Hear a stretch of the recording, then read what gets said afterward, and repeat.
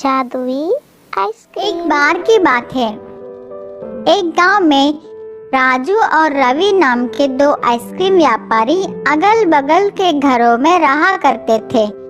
राजू बहुत सरल और अच्छा इंसान है। वह गरीब था, इस कारण एक छोटा आइसक्रीम ट्रॉली चलाकर अपना जीवन बिताता था।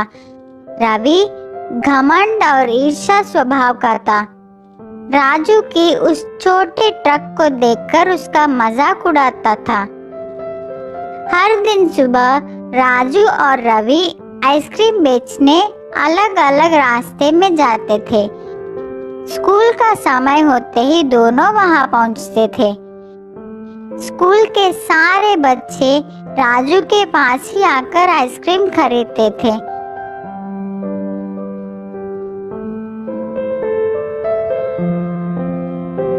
रवि का आइसक्रीम ट्रॉली तो बहुत सुंदर और बड़ी थी, लेकिन कोई भी रवि के पास आकर आइसक्रीम नहीं खरीदता।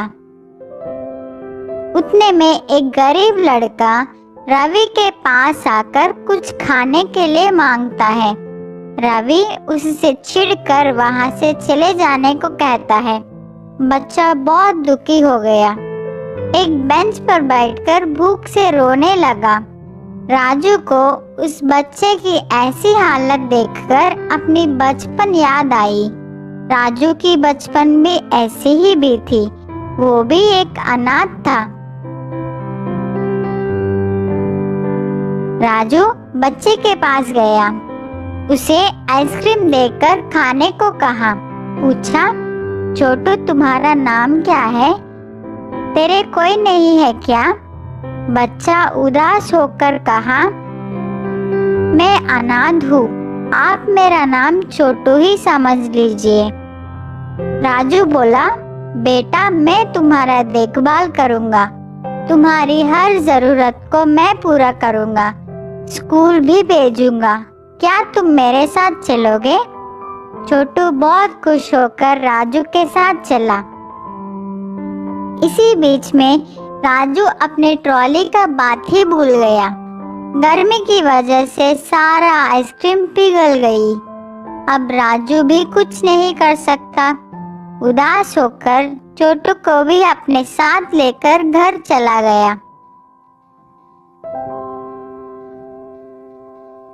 आज तो छोटू आराम से सो गया, लेकिन राजू सोचता हुआ पूरी रात संकट में बिताई। अगले दिन सुबह रोज की तरह राजू आइसक्रीम बेचने अपनी ट्रॉली को लेकर तैयार हो गया। छोटू से कहा, घर वापस आते समय मैं तुम्हारे लिए जरूरत चीजें लेकर आऊंगा। ऐसे कहकर राजू सोचता हुआ वहां से निकल पड़ा। राजू को रास्ते में एक मुनि नजर आए। राजू मुनि के पास जाकर प्रणाम किया। मुनि ने राजू से पूछा, क्या समस्या है? राजू बोला, मैं अपने इस छोटे गाड़ी से अब तक जीवन चला रहा हूँ, लेकिन अब तो मुझे एक बालक का भी ख्याल रखनी है। मुझे कुछ समझ में नहीं आ रहा है कि मैं उसके सारे जरूरतों को कैसे पूरी करूं। आप ही इस समस्या का परिष्कार कीजिए। मुनि ने कहा, मैं सब समझ गया। मैं तुझे एक बड़ा जादुई आइसक्रीम ट्रॉली दे रहा हूँ। अब यही तुम्हारे समस्याओं को संभालेगी। राजू खुशी से मुनि को धन्यवाद करके उस ट्रॉली को लेकर चला गया।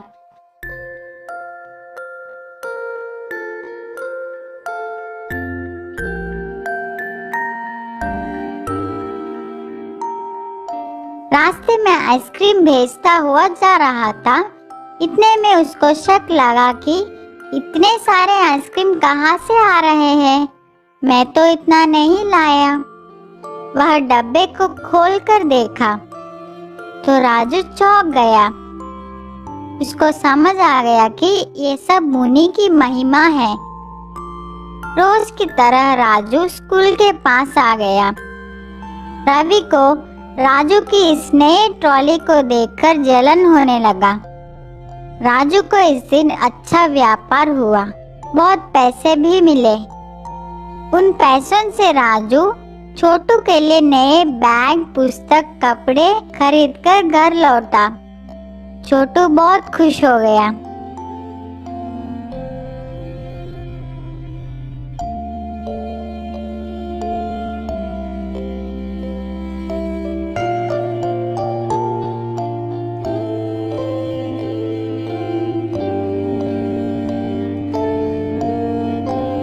अगले दिन राजू छोटू को अपने साथ लेकर स्कूल पहुंचा।